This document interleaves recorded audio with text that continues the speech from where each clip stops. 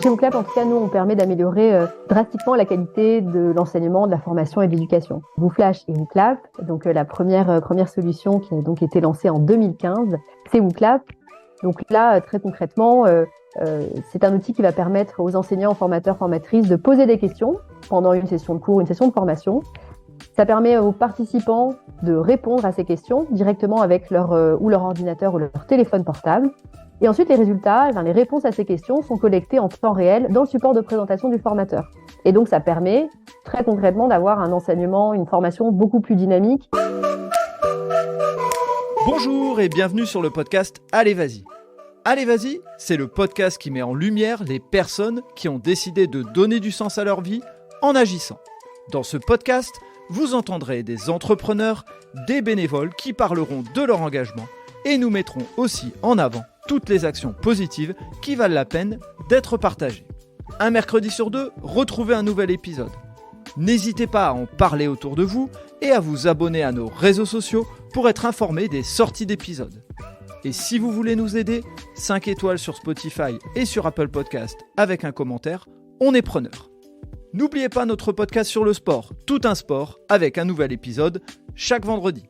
Et pour terminer, allez découvrir notre nouveau produit qui s'appelle « Votre histoire est un cadeau ». Pour en savoir plus, rendez-vous sur Insta ou Facebook. Votre histoire est un cadeau, tout attaché. Allez, bonne écoute à vous. Eh bien, ce matin, on est avec Hélène. Bonjour Hélène. Bonjour. Alors Hélène, je me suis pas permis de prononcer ton nom de famille parce que j'aime pas écorcher les noms de famille. Je te laisse peut-être le prononcer pour que les gens qui vont voir la vignette puissent dire « Voilà comment ça se prononce ». Ça marche. Donc, je suis Hélène Grossetti et je suis la directrice générale de WooClap. Et voilà, super présentation. Et donc, avant de rentrer dans ton parcours, dans ce que tu fais chez WooClap, ce que c'est WooClap, etc., moi, je te propose de faire le classique, même si tu n'es pas la fondatrice et on en parlera tout à l'heure, mais j'avais envie de mettre en avant cette histoire d'entreprise qui me paraît intéressant et c'est toi qui as eu l'honneur de pouvoir être à mon micro. Quel honneur. Oui. et donc l'idée, c'est qu'on va faire connaissance avec toi à travers ce portrait chinois. Donc, première question de mon portrait chinois, si je te demande un lieu, quel serait-il?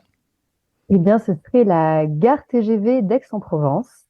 Ah, et pourquoi? Ouais, une gare TGV. Alors, cette gare, elle n'est pas particulièrement belle. Par contre, il y a une super vue sur la Sainte-Victoire, qui est une montagne auprès de laquelle j'ai grandi, puisque moi, je suis originaire d'Aix-en-Provence. Ma famille est encore là-bas. J'ai fait une grande partie de mes études secondaires, primaires et aussi supérieures. Et j'adore cette gare parce que, après, j'ai beaucoup bougé. Je suis partie d'Aix pour faire mes études, pour voyager, pour travailler. Mais dès que je reviens, je sors du train et alors quand c'est l'été, c'est une odeur très caractéristique du sud. Il y a le bruit des cigales, il y a la Sainte-Victoire en toile de fond. Et en fait, c'est un voyage. Je mets le pied sur le quai de cette gare et je suis retour à la maison et j'adore cette sensation de sortie du train dans cette gare. Excellent, ce que les gens qui connaissent la PNL appelleraient un ancrage. En fait, ça te permet en posant le pied d'être dans les... tout de suite, tu reviens en enfance, tu viens rechercher des éléments du passé. Top. Exactement. Top. Merci beaucoup. Deuxième point, si je te demande un plaisir gourmand, il serait plutôt sucré, il serait plutôt salé? Sucré. Sucré. Et ce serait quoi comme plaisir gourmand? Un fraisier. Wow. Ouais, Ah un non, fraisier. mon Dieu, ça y est, il est 10h50, j'ai envie d'un fraisier. Bon, voilà, c'est malin. C'est plus la saison, donc je vais me Ça. retenir. Pourquoi le fraisier? Il y a un élément particulier? Tu parlais de la saison, c'est exactement ça. Donc les fraises, la saison, ça va être à partir entre avril et juin. Moi, Mhm. mon anniversaire, c'est au mois de mai, et donc c'est le gâteau de mon anniversaire. Donc Je, voilà, je- j'adore ça. je rigole parce que sur toutes les photos d'anniversaire, moi je suis du mois de juin, sur toutes mes photos d'anniversaire quand j'étais petit, c'était la tarte aux fraises. Tu vois, Ah ben voilà. donc comme quoi, voilà, il y a des repères, il y a des liens. Les enfants de cette, allez, on va dire fin de première partie d'année, souvent effectivement, c'est lié aux fraises. Mm, Ok. Et donc c'est un lien avec l'anniversaire, l'enfance également, encore une fois? tout à fait. Ouais, c'est systématiquement le gâteau que je prends. C'est un gâteau où donc il y a de la crème chantilly, il y a des fraises, il y a de la pâte d'amande. C'est tout ce que j'aime. Ok, d'accord. Ok, bon, bah voilà, on s'est donné une envie de manger et on va essayer C'est de ça. faire passer ça. Et dans la passion, tu vas me dire le chocolat et là, on est foutu. Si je te demande une passion et ou un passe-temps, qu'est-ce que tu me dirais? Ouais, ben quand je ne travaille pas chez WooClap, je fais beaucoup de yoga et je lis beaucoup. Je pense que si je ne travaillais pas, je passerais mon temps à lire. Mhm. Donc, c'est vraiment ouais, deux activités que je fais beaucoup. Le yoga, en fait, moi, j'ai vraiment découvert cette pratique quand j'étais à San Francisco, où il y a beaucoup, beaucoup de yoga. Donc, j'en ai fait beaucoup et j'ai même passé mon certificat de prof de yoga là-bas. Ah ouais, Et j'ai eu de la chance à Bruxelles, en fait, de retrouver un studio qui est top. Donc, voilà, puisque j'habite à Bruxelles. Et la lecture, je m'y suis remis il y a 3 ans. Étonnamment, je lisais beaucoup quand j'étais plus petite. Et là, il y a 3 ans, je me suis remis à lire énormément. Et donc, et surtout, alors à nouveau, je vis en Belgique et donc je me suis mis à lire aussi beaucoup de BD. On est quand même dans une capitale reconnue, il y a énormément de boutiques et donc je lis énormément de BD. J'apprécie beaucoup ce format. ok, oui, effectivement. Alors pour ceux qui ne connaissent pas Bruxelles, c'est la capitale de la BD. Pour ceux qui aiment, il y a enfin, du Tintin pour le plus classique, mais du Gaston Lagaffe, etc. Et puis des BD je dirais plus originales ou en tout cas différentes de ce qu'on peut connaître du grand public. Mais c'est effectivement le bon lieu. Et si tu devais me dire cette fois pas une BD, mais me recommander ou recommander à tous ceux qui vont écouter, vu qu'on est dans le partage sur le podcast, un livre que tu aurais lu dernièrement et que tu pourrais recommander aux uns et aux autres. Alors, je vais quand même recommander une BD que je viens de Ouais, terminer et qui m'a scotché. C'est une BD qui s'appelle Les algues vertes d'accord. d'Inès Leroux et de Pierre Vanov. C'est une histoire vraie sur les algues vertes pardon, en Bretagne. Donc voilà, c'est saisissant et c'est très intéressant à lire. Et puis un livre que j'ai lu cet été, que j'ai vraiment beaucoup aimé, ça s'appelle, alors je voudrais pas, ça s'appelle Numéro 2. D'accord. C'est un roman qui raconte l'histoire du petit garçon qui n'a pas été choisi pour jouer le rôle d'Harry Potter. Ok. Donc ça reprend, et donc ce petit garçon existe, mais en fait c'est extrêmement romancé. Donc c'est un roman de David Fuenquinos. Et c'est génial parce que ça raconte tout le casting et comment ces deux petits garçons, euh, entre Daniel Radcliffe et ce petit garçon qui est complètement anonyme, ça raconte le parcours de ce garçon qui n'a pas été choisi pour jouer Harry Potter. C'est génial. Et en fait, lui, on suit toute sa vie dans l'ombre de ce qu'il aurait pu être. D'autant que voilà, Harry Potter, ça a eu un retentissement qui est inédit. Donc c'est génial. C'est vraiment un très chouette livre, un très chouette moment. Bon, bah c'est malin, j'en ai encore un à mettre dans ma bibliothèque de livres C'est pas ça. encore lus et que j'ai envie de lire. Très bien, bon bah merci pour ce partage. Et dernière question du portrait chinois, si je te demande une personne ou une personnalité qui compte ou qui a compté, et bien sûr, comme je te l'ai dit en off, s'il y a deux ou trois personnes, ne fais pas d'impair, tu peux y aller. Ça marche. Une personne qui a beaucoup compté dans mon parcours, c'est Jean-Guy Henkel, qui est le fondateur d'une entreprise sociale qui s'appelle le Réseau Cocagne. Alors pourquoi il a compté pour moi? Parce que moi, dans mon parcours d'études, donc je suis diplômée d'une école de commerce, mais j'ai choisi de faire une spécialité en entrepreneuriat social. Donc c'est l'entrepreneuriat qui a un impact positif pour la société. Et quand je suis sortie de l'école, je suis allée travailler pour lui. Donc Jean-Guy Henkel, c'est un entrepreneur social qui a créé donc un réseau d'exploitation maraîchère bio et qui emploie des personnes en situation d'exclusion. Et donc, ce travail de maraîchage bio a pour objectif de réinsérer des personnes dans la société. Donc, moi, j'ai eu la chance de travailler avec lui pendant 4 ans et il m'a vraiment donné ce goût de l'entrepreneuriat, de l'entrepreneuriat à impact. Moi, j'étais son bras droit, donc je voyais vraiment comment il raisonnait, comment il encaissait les coups durs, comment, par sa persévérance, il arrivait à faire changer des cadres légaux, puisque en fait, il a créé ce dispositif dans les années 90 en France où employer des gens qui étaient très éloignés de l'emploi, c'était pas évident. Distribuer aussi des légumes sous forme de panier bio, c'était pas évident. Il a été pionnier là-dedans. Donc, moi, ça m'a beaucoup inspiré. Et d'ailleurs, je pense que dans tout mon parcours ensuite, j'ai eu à cœur de retravailler comme ça auprès d'entrepreneurs parce que je trouve ça vraiment excitant comme type de job. Top, merci pour ce partage. Je ne connaissais pas et j'avais vu effectivement sur ton profil LinkedIn. J'avais dit bon, on creusera un petit peu. On a terminé avec ce portrait chinois. Avant de te laisser parler de ton parcours, j'ai oublié en intro et je vais lui faire un coucou à Jocelyn puisque sans Jocelyn de WooClap, on ne serait pas là en train d'échanger. Donc voilà, et les gens et les uns et les autres comprendront au fur et à mesure de l'épisode pourquoi je fais ce coucou à Jocelyn et pourquoi je dis que s'il n'avait pas été là, on ne serait pas là ici à faire ce podcast. Donc voilà, j'ai fait la petite parenthèse. Je vais te laisser nous partager ton parcours parce que comme tu l'as un petit peu expliqué, tu as un parcours où tu as voyagé, tu as travaillé dans différentes entreprises et tu es arrivé dernièrement, je pense, en 2019 chez WooClap et ça va nous permettre de mieux comprendre ton parcours et la manière dont tu vas présenter les choses. Très bien. Moi, si je devais résumer mon parcours, je dirais que le fil rouge, ça a toujours été l'entrepreneuriat et l'entrepreneuriat avec de l'impact. Vraiment, assez rapidement, moi, j'ai trouvé que je m'épanouissais davantage dans des petites structures plutôt que dans des grands groupes. Vraiment parce que j'avais cette proximité avec les personnes qui travaillaient, souvent une très grande proximité avec les personnes qui ont fondé la structure, et puis un impact de mon travail qui est immédiat. Donc ça, vraiment, ça m'a profondément guidée au moment où je cherchais des stages, au moment où j'ai commencé ma vie professionnelle. Donc j'ai commencé au réseau Cocagne, je viens de l'évoquer. J'étais directrice du développement, donc mon job, c'était vraiment d'accompagner des entrepreneurs à créer des exploitations maraîchères bio, donc des gens qui n'étaient pas maraîchers, qui n'étaient pas techniques, mais des gens qui avaient cette fibre entrepreneuriale, qui voulaient entreprendre pour faire de la société une société plus juste, plus équitable. Donc ça m'a amené à voyager partout en France, dans des lieux assez improbables, des endroits où je ne serais pas allée spontanément. Mais voilà, en tout cas, ça c'est la première partie de mon parcours. Et puis au bout de 5 ans, j'ai eu un petit appel d'aller travailler à l'étranger. Quand j'étais étudiante, j'adorais l'anglais. Voilà, c'est une langue que j'aimais beaucoup. Je pense que si j'avais pas poursuivi dans la voie entrepreneuriale, je serais peut-être devenue prof d'anglais à un moment donné. Ça m'avait traversé l'esprit.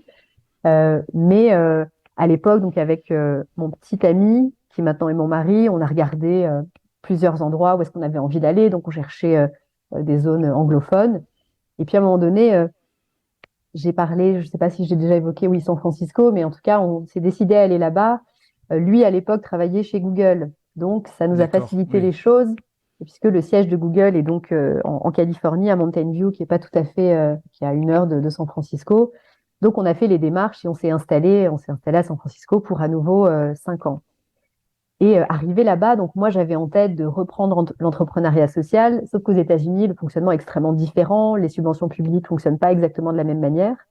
Donc, j'avais vraiment en tête de remonter un dispositif équivalent au Jardin de Cocagne en Californie. Donc, j'ai fait ça pendant 1 an. J'ai rencontré tout un tas de partenaires, d'acteurs. Je voulais créer une ferme de fleurs, en fait. De la fleur bio et Ok. employer des femmes à la réalisation de cette culture, sachant qu'il y avait des enjeux écologiques très forts autour de la fleur.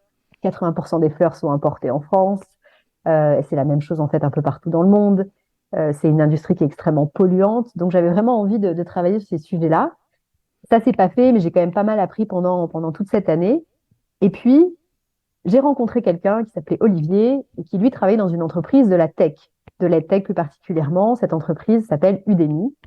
Mhm. Et voilà, un peu pareil dans ce fil rouge d'avoir de l'impact et de travailler auprès d'entrepreneurs. Là, je suis allée travailler chez Udemy, donc j'ai eu la chance d'être recrutée dans l'équipe qui s'occupait du marché français par Olivier, qui était un intrapreneur.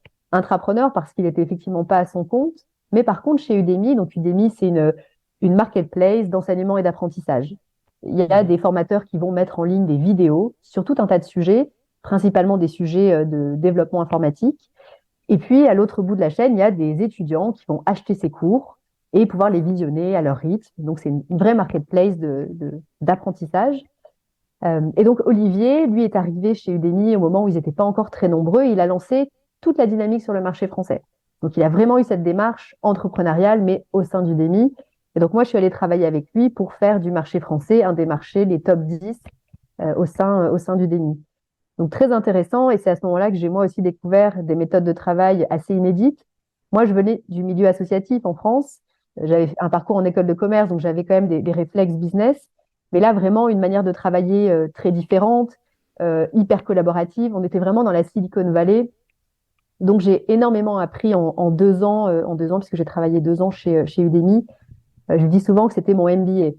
C'était le MBA, sauf que j'étais payée pour faire ce MBA là où, voilà, d'habitude, faut plutôt casser son plan épargne-logement pour faire Ouais, son effectivement. MBA. Mais voilà, énormément appris parce que des managers de très haut niveau, parce qu'une culture d'entreprise inédite. Donc, vraiment, ça a été 2 années, mais très, très riches pour moi, humainement, professionnellement. Et puis en 2019, moi, j'avais eu donc une petite fille aux États-Unis.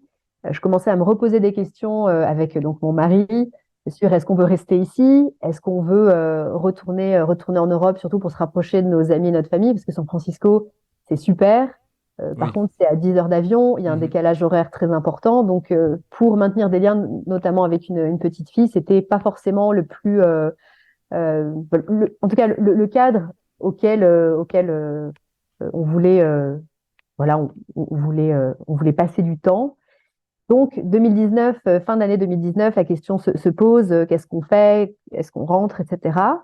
Et à ce moment-là, sur LinkedIn, je reçois un message de Sébastien Leb, qui est le cofondateur de WooClap. Sébastien, donc moi je ne connaissais pas WooClap. Sébastien trouve mon profil sur LinkedIn, voit que je travaille chez Udemy, que j'étais responsable du marché français à l'époque. Et donc, il me propose de discuter parce qu'il est en train de recruter pour WooClap. Donc, je réponds pas tout de suite, mais Sébastien me relance et je décide de prendre le call. Et tout de suite, je me suis très bien entendue avec Sébastien. J'ai été vraiment touchée par ses valeurs, son ambition, une ambition qui est saine. Euh, Vraiment, c'est un truc qui m'a vraiment marqué. C'est quelqu'un qui fait ce qu'il dit, il dit ce qu'il fait. Donc c'est vraiment, moi c'est très important, comme je l'ai dit, j'ai souvent travaillé en très grande proximité avec des entrepreneurs, des intrapreneurs, et donc pour moi, si je dois être amenée à travailler avec quelqu'un, je dois et je suis quelqu'un de très loyal, donc j'ai besoin aussi de travailler en confiance avec les personnes avec qui je travaille le plus souvent. Donc avec Sébastien, ça a pris du temps. Il m'a surtout écouté sur mes envies, ce que j'avais envie de faire, là où j'étais forte, là où j'étais peut-être un peu moins forte. Et puis, de fil en aiguille, on est arrivé à proposition d'un poste pour, en tout cas au démarrage, lancer WooFlash, qui est donc Ok. la Mhm. deuxième solution de WooClap.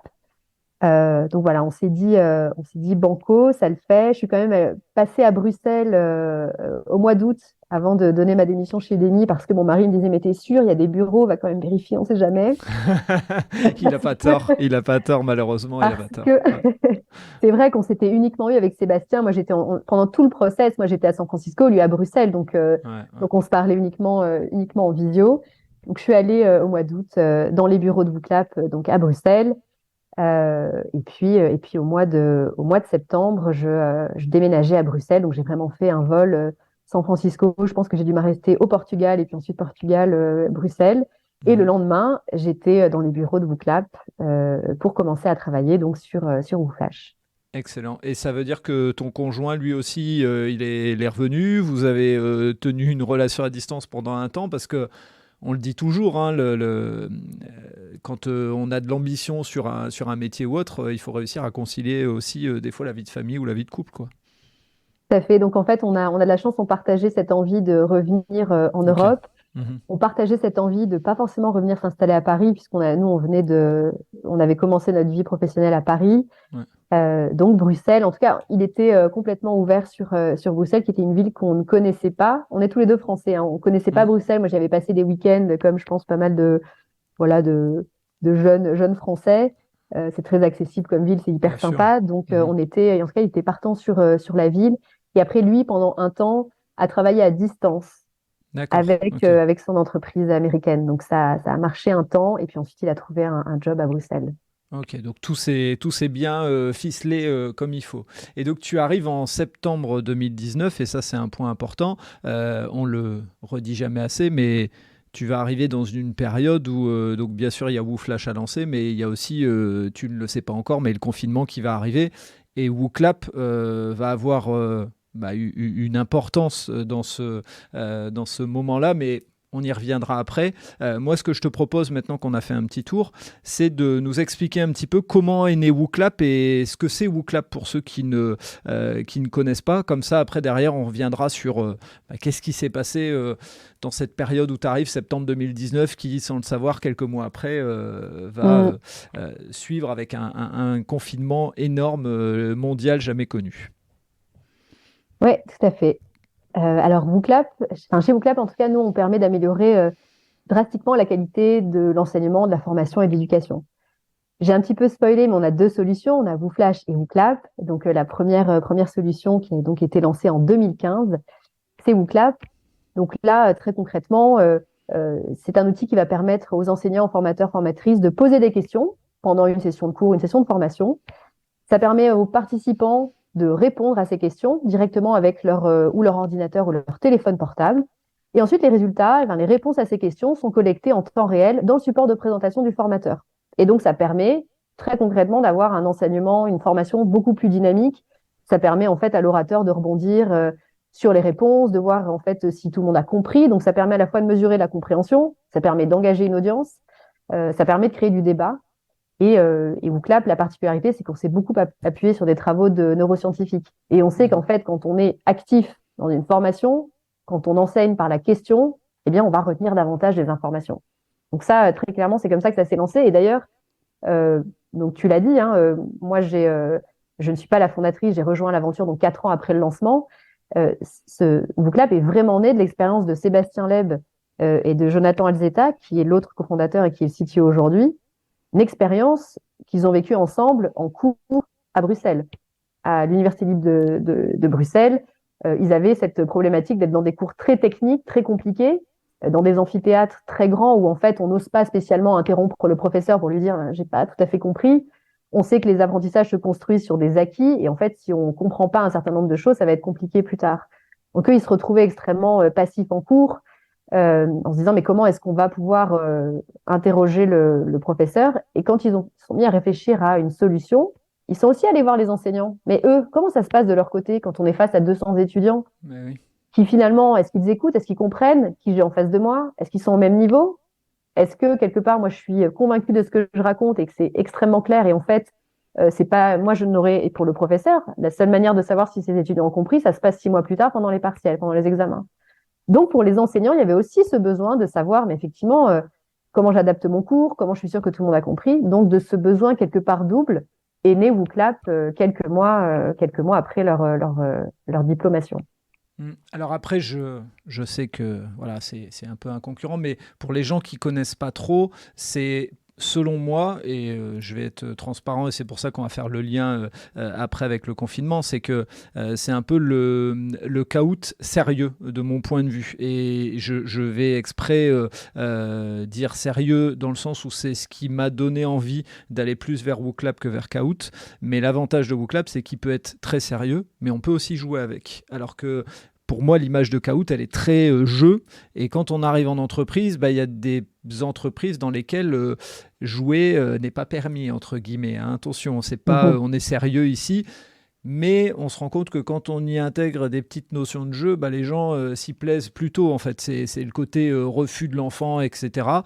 Et les neurosciences, on pourrait en parler des heures et des heures. Mais voilà, en tout cas, pour ceux qui ne connaissent pas du tout WooClap et qui n'ont pas encore eu, en écoutant là, la curiosité d'aller, pour moi, c'est un peu des fonctionnalités de Kahoot avec d'autres bien plus développées, mais de manière beaucoup plus sérieuse, qui peut être utilisée en université, qui peut être utilisée en entreprise et puis entre amis. Enfin, voilà, aujourd'hui, moi, j'ai une licence, donc de temps en temps, je me permets, dans des cas beaucoup moins sérieux et dans la vie privée, d'utiliser de temps en temps une ou deux fonctionnalités de WooClap. Je trouve ça plutôt drôle.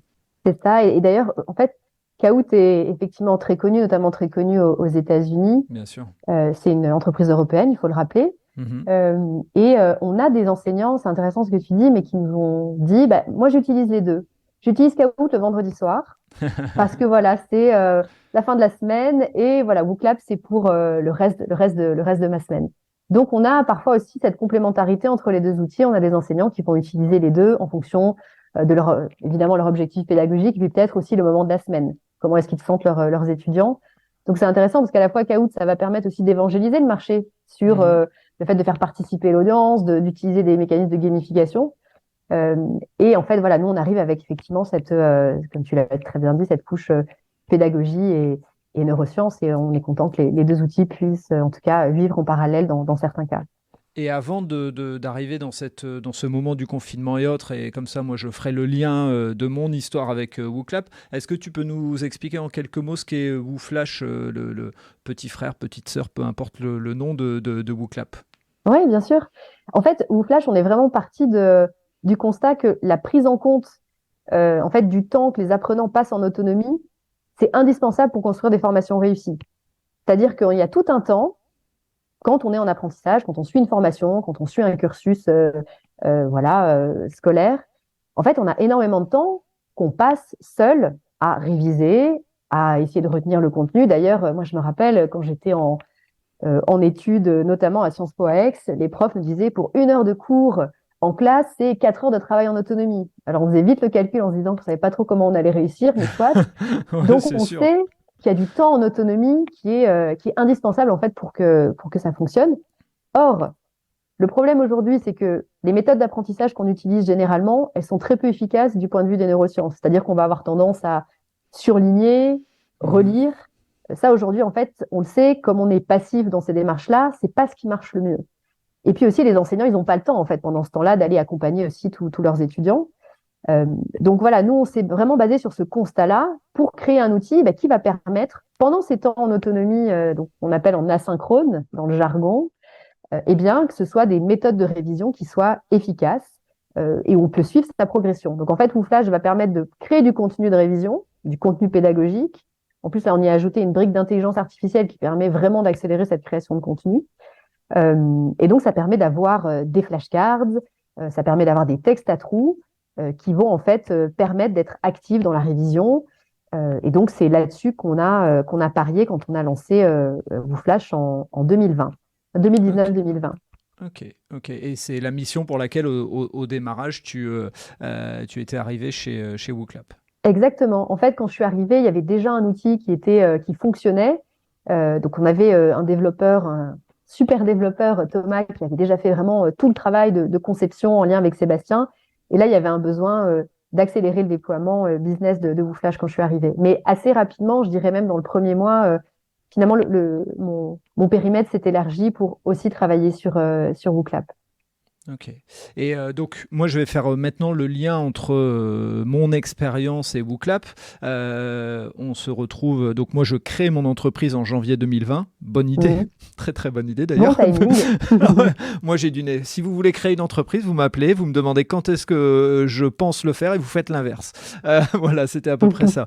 Et donc, au moment où je lance ma boîte, on est en janvier 2020. Je commence à réfléchir en me disant, moi, j'aimais bien ce côté dynamique en cours ou en formation. Enfin, voilà, le côté, j'avais vu des formations dans lesquelles, moi, en tant que participant ou moi, en tant qu'animateur, quand j'étais encore salarié, on voyait des gens avec les yeux qui se baissaient, qui tombaient, machin. Donc il y a les techniques de formateur, on se rapproche, on pose une question, mais voilà, l'outil, on se rendait bien compte déjà là que les smartphones prenaient de la place et c'était soit on interdisait le smartphone, donc vous démarrez une formation et dites j'interdis le smartphone et vous savez que vous avez perdu la moitié des gens parce qu'ils se disent c'est quoi ce mec qui est complètement fermé, mais sauf que vous aviez des entreprises dans lesquelles ou des salariés avec lesquels c'était un peu compliqué, ils avaient tout le temps le smartphone.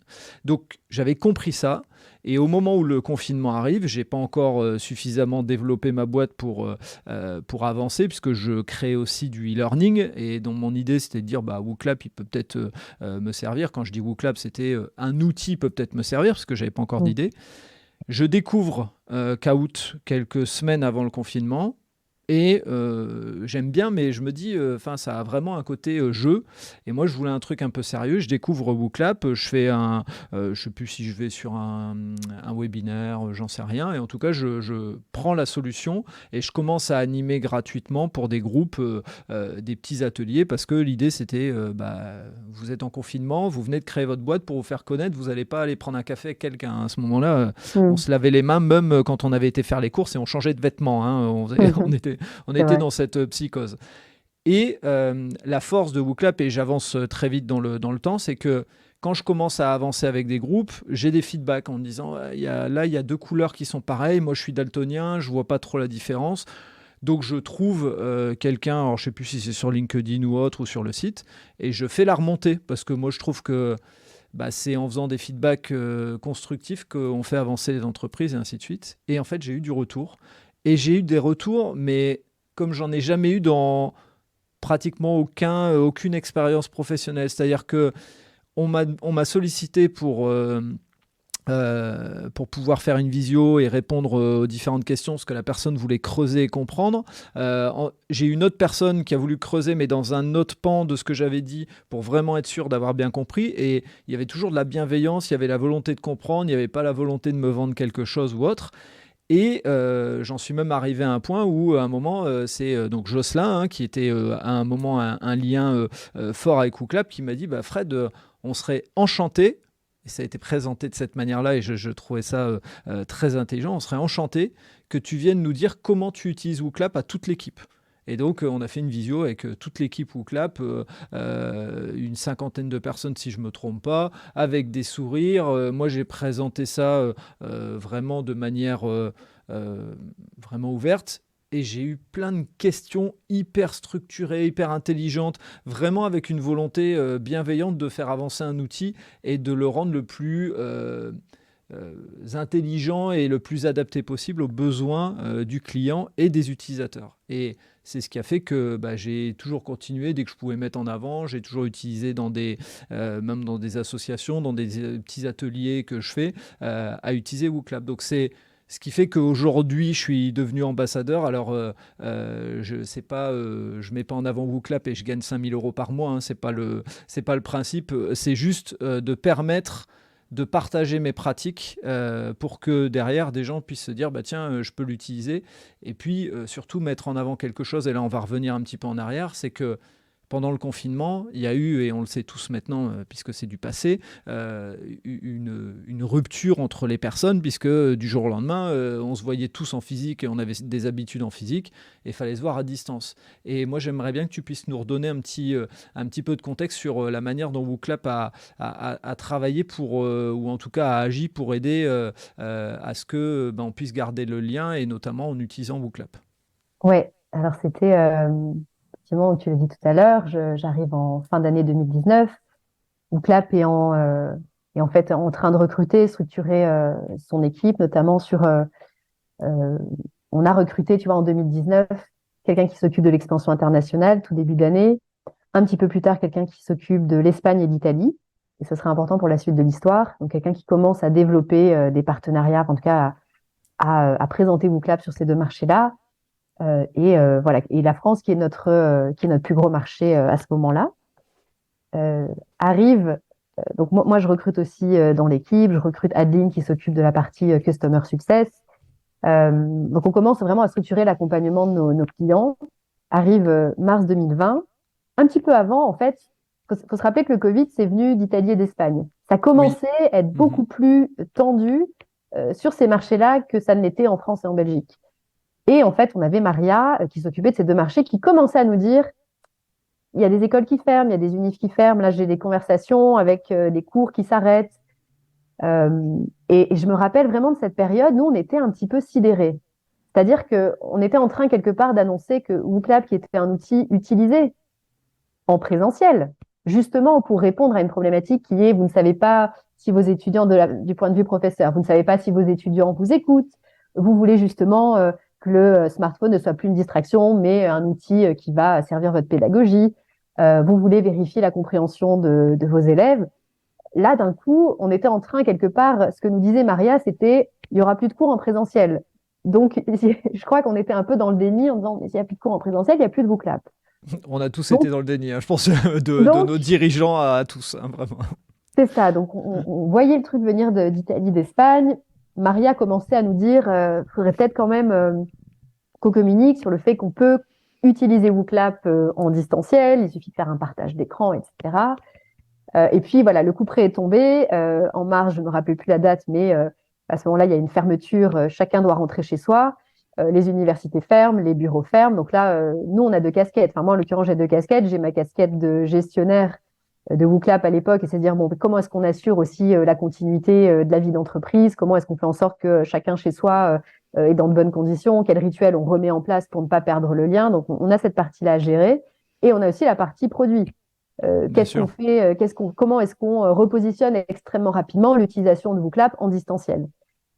Donc, j'ai mentionné Adeline tout à l'heure. Donc, Adeline devient en quelques mois une top youtubeuse, comme on l'appelle, parce qu'en fait, on se met à faire des tutos en ligne. Des choses, en Bah fait, qu'on oui. n'avait jamais fait. Donc, on fait des tutos en ligne, on montre comment vous pouvez utiliser WooClap en distanciel. On travaille aussi, ça va beaucoup influencer notre roadmap produit, puisqu'on va travailler aussi sur des intégrations avec des logiciels de visioconférence. Nous, en fait, on a beaucoup. WooClap aussi, pourquoi est-ce que on est leader sur plusieurs marchés? C'est qu'on s'intègre dans l'environnement de travail des enseignants, des entreprises. Donc, dès le départ, on s'est intégré avec Moodle, euh, on s'intègre avec PowerPoint. Donc, on a fait en sorte de comment est-ce qu'on va continuer à être simple à utiliser dans un contexte qui est vraiment déjà pas simple pour les enseignants et les étudiants. Donc, on a aussi travaillé sur un certain nombre d'intégrations. WooFlash aussi, à ce moment-là, on décide de le lancer en anticipé et de le proposer de manière gratuite à tous ceux qui auraient besoin de WooFlash pour justement ces temps d'apprentissage en autonomie. Et on décide aussi d'ouvrir des phases pilotes très larges pour WooClap pour justement tester l'outil. Et donc là, on a un peu ce moment de très bien, on va attendre maintenant. On lance ces tutos, on montre comment est-ce que ça fonctionne, comment est-ce que WooClap s'utilise en distanciel. Et effectivement, en fait, assez rapidement, en fait, les outils ont montré leur pertinence d'autant plus, c'est marrant, d'autant plus dans ce contexte en distanciel parce que, en fait, là, les enseignants qui peut-être étaient pas forcément enclins à voilà, adapter leur manière de faire avec un outil en plus, quelque part, ils se sont pris de plein fouet des contraintes très fortes. Euh, C'est-à-dire, on peut faire cours en présentiel parce qu'on détecte quand même je sais pas, du langage corporel aussi. On Oui, oui. voit si les étudiants Mhm. s'ennuient, on peut voir des bâillements, on peut sentir son audience quelque part et adapter. Il y a des enseignants qui sont tout à fait en capacité d'adapter, mais alors là, on s'est retrouvés, c'était marrant parce il y a un enseignant à Paris-Saclay qui a fait une vidéo Combini sur comment est-ce que lui a enseigné la physique en période de distanciel. Et d'ailleurs, il est venu comme toi témoigner Excellent. pour expliquer, parce qu'on avait été touché qu'il cite WooClap parmi ses outils pour comment survivre en fait en période de confinement quand on est un enseignant. Et lui expliquait que le drame en 2020, c'était vraiment ces mots, le drame en 2020 pour un enseignant, c'est un mur de caméras noires.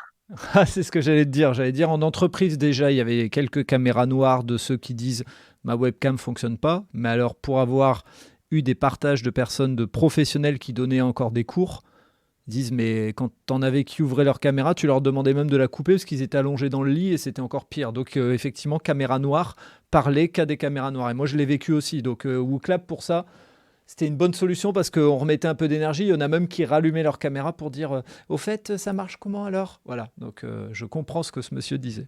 Donc, ça a été quelque part un outil qui a permis, en fait, il faut imaginer l'expérience des deux côtés. Du côté enseignant, c'est ce mur de caméra noire, c'est y a-t-il quelqu'un à l'autre bout du fil? Est-ce que mes étudiants sont en train de comprendre ce que je dis? Est-ce qu'ils ont des questions? Comment est-ce qu'on organise ça aussi? Donc, vraiment, WooClap, ça a été un outil de dialogue, de pédagogie, d'interaction formidable à ce moment-là. Et côté étudiant, on a aussi reçu des témoignages d'étudiants qui disaient, mais heureusement, en fait, qu'on avait quelque part cet outil qui venait aussi dynamiser notre expérience de cours, parce que sinon, on sait que ça a été terrible.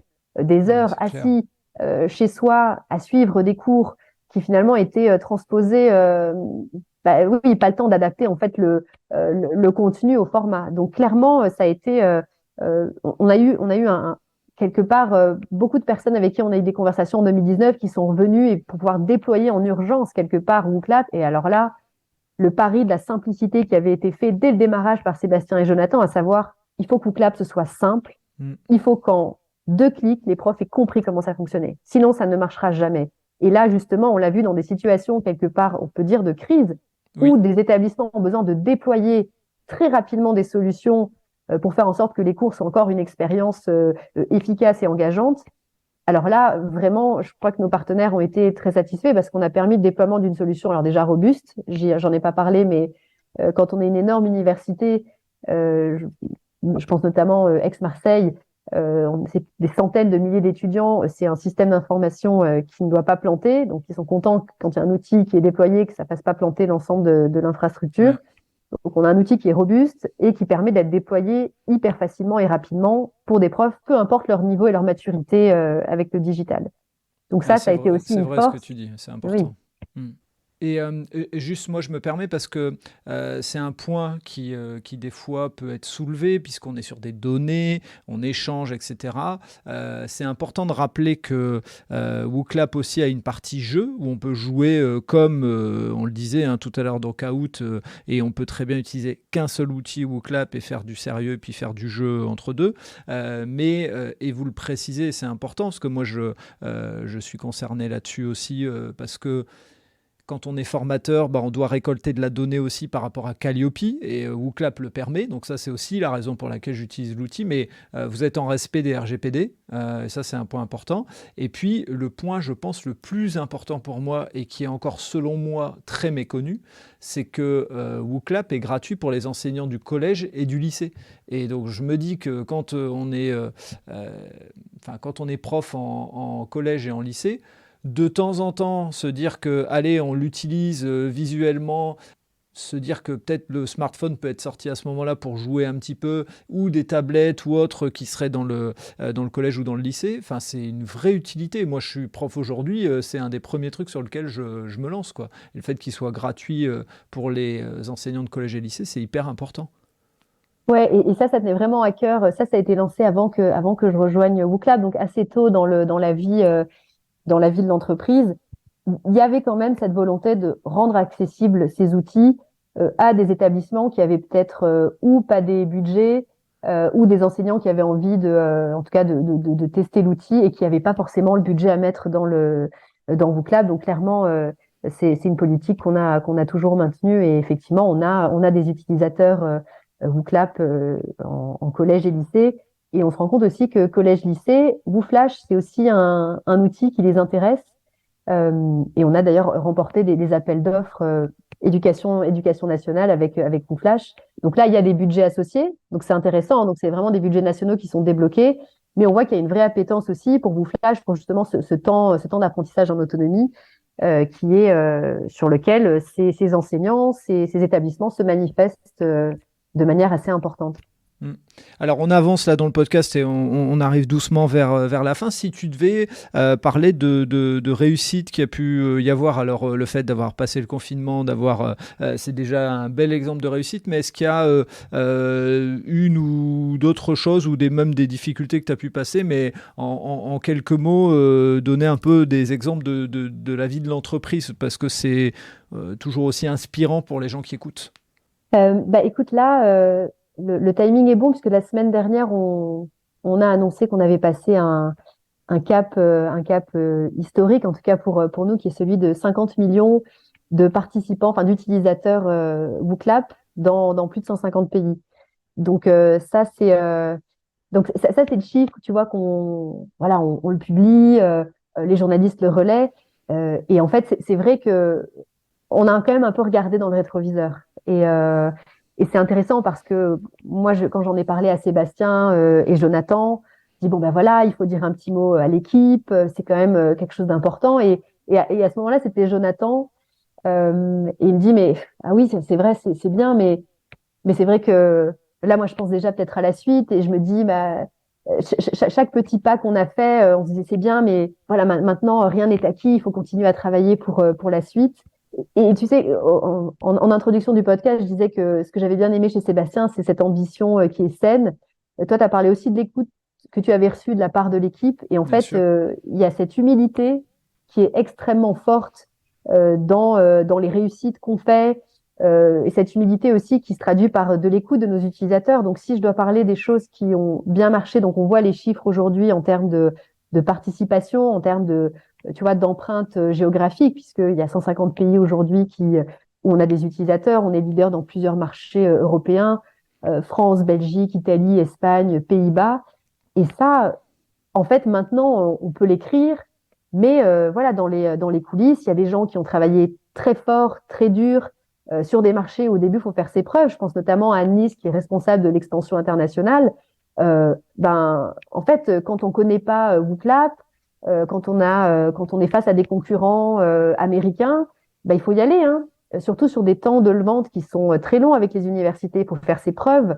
Faut arriver avec des preuves quasi scientifiques. Donc c'est pour ça aussi que le travail avec les neuroscientifiques, faire de la co-construction permanente, et ça fait partie de l'humilité, je crois aussi. C'est on crée un outil, mais en fait on le co-construit avec des utilisateurs finaux pour s'assurer qu'on n'est pas en train de créer quelque chose de gadget qui serait vraiment, je pense, la pire hantise de Sébastien et John aujourd'hui, c'est de créer quelque chose de gadget. Donc ça c'est une vraie réussite et c'est aussi la persévérance que l'équipe de WooClap aujourd'hui. Tu le mentionnais, on est une soixantaine et il y a une persévérance, le fait de jamais abandonner qui pour moi est quand même source de fierté et surtout quelque chose ça aussi c'est dans l'ADN de WooClap, WooClap a toujours grandi sans faire des levées de fonds justement, on n'a pas vraiment capitalisé sur des levées de fonds faramineuses. On a des concurrents, par contre, qui ont levé des séries A, des séries B, des séries C à plusieurs dizaines de millions de dollars. Alors, nous, quand on reçoit ça, on se dit, waouh, ça va être compliqué. On est WooClap, nous, on a levé tout au début dans des montants, vraiment ce dont on avait besoin et pour avoir un matelas financier de sécurité. Ouais, Mais on s'est toujours dit, en fait, on veut pouvoir grandir avec l'argent de nos clients, le réinvestir et grandir de cette manière-là. Et quand d'un coup on a des concurrents qui lèvent des montants avec plusieurs zéros, en plusieurs dollars, on se dit ça risque d'être compliqué. Mais en fait, on a gardé le cap. On a une équipe qui a vraiment qui a du grit. Donc grit, c'est la pugnacité, donc c'est la passion, la persévérance. On a fait je pense, des solutions qui répondaient à des besoins importants et la conclusion, c'est qu'on n'a pas besoin de lever des millions pour avoir de l'impact sur l'éducation qui aujourd'hui est le moteur de l'équipe. Donc ça, c'est clairement des choses qui, aujourd'hui, le résultat est beau, mais sur le moment, c'est des petits coups bas, des coups durs plutôt. Ouais. Des coups bas, des coups durs. Ouais, On se bien dit, sûr. waouh, ils lancent ça, ils vont aller plus vite, ils vont recruter plus de monde. Et en fait, on voit qu'il n'y a pas forcément besoin de ça pour avoir de l'impact au niveau où on a envie d'en avoir chez WooClap. Ah, mais c'est bien ce que tu reprécises parce que moi j'avais la chance de travailler avec une plateforme e-learning qui avait levé des dizaines de millions d'euros. Ça les a pas empêchés de tout faire capoter et de se planter parce que je pense aussi que quand tu lèves beaucoup, pour certains c'est pour répondre à des ambitions et pour d'autres ça crée des ambitions. Et je pense qu'il faut faire attention aux éléments et c'est hyper enrichissant ce que tu viens d'expliquer. Alors en quelques mots, c'est quoi l'avenir là? Il vient de y avoir l'intégration de l'intelligence artificielle dans WooClap et je pense dans WooFlash aussi. Et puis après, on fera une petite parenthèse sur un truc dont on avait parlé en off et qu'on n'a pas fait sur le fait que tu es formatrice à la fresque du climat. Mais parlons vite fait de l'avenir pour WooClap et WooFlash. Ouais, donc aujourd'hui, nous on a trois leviers de développement aujourd'hui qu'on espère emmener le plus loin possible.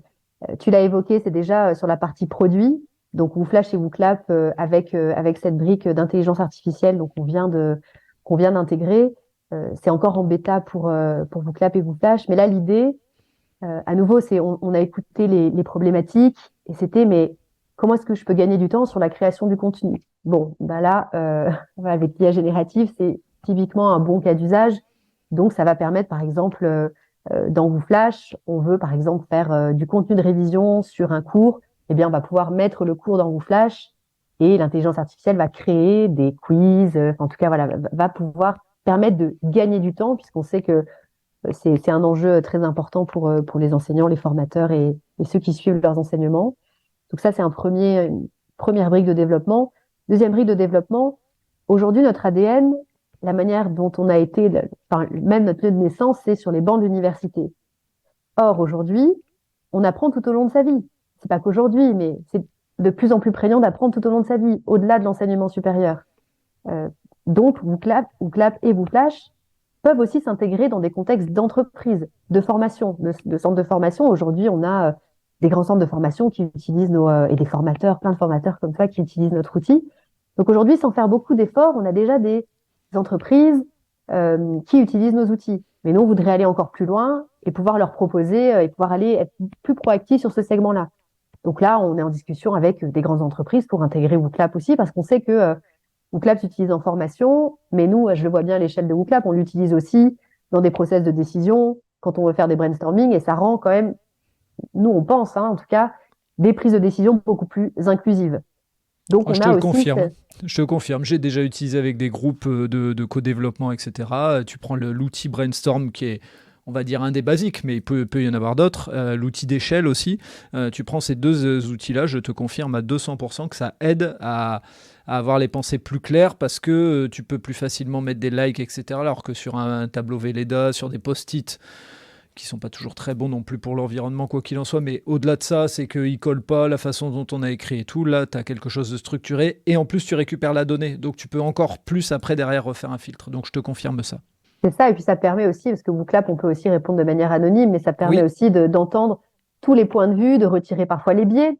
Parce que dans un brainstorm, quand on sait voilà, qu'il y a une personne avec qui on s'entend un peu moins bien ou qu'on a un préjugé, bah, peut-être que l'idée de cette personne va être moins écoutée. Donc là, au moins, ça permet de prendre en compte l'ensemble des avis. Donc en tout cas, on a cet axe de développement entreprise et puis l'international. Ça reste aussi un de nos focus. En fait, on est une entreprise belge. Alors, moi, ça me fait toujours marrer de me dire on est une entreprise belge. Notre premier marché est la France. Donc, on est déjà une boîte internationale. Comme je suis française, forcément, ça fait toujours un peu étrange. Mais le fait est que que c'est ça. Et comme je l'évoquais un peu avant, euh, on est leader en Espagne, en Italie. On a ouvert un bureau au Canada tout récemment. Donc, on a clairement, en tout cas, des possibilités d'expansion sur d'autres marchés qui sont très importantes. D'autant qu'en plus, si je parle du marché nord-américain plus particulièrement, ce sont des marchés matures, en tout cas dans l'enseignement supérieur, matures sur le digital, qui connaissent Kahoot, qui connaissent ces outils en fait, qui se sont quand même pas mal exportés dans ces universités. Donc, quelque part, le marché est évangélisé est assez finalement connaît ces outils comme WooFlash et WooClap. Donc, si on renforce, on pense si on renforce en tout cas l'équipe, on a vraiment un très très gros potentiel de croissance à l'international. c'est clair. Merci pour toutes ces explications. Et avant de terminer, on en avait parlé en off, mais tu es formatrice pour la fresque du climat. En quelques mots, parce qu'on a déjà mangé beaucoup de temps et puis je pense que c'est important de redonner une synthèse, mais qu'est-ce qui t'a motivé à être formatrice en quelques mots, à quoi ça peut servir? Parce que moi, c'est quelque chose qui me parle fortement. Ben, je vais revenir sur le fil rouge de ma carrière, donc Mhm. entrepreneuriat avec un impact social positif sur la société.